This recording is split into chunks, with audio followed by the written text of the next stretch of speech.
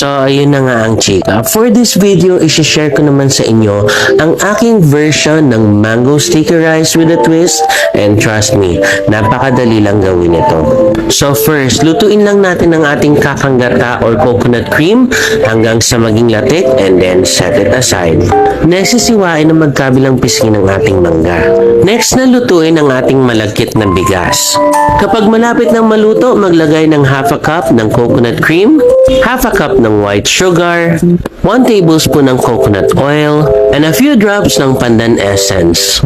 Mix it a little, takpan hanggang maluto. So para sa ating coconut sauce, maglagay ng 1 cup ng coconut cream, 1 cup ng white sugar, at half a cup ng cornstarch. Heat it under low fire hanggang maluto.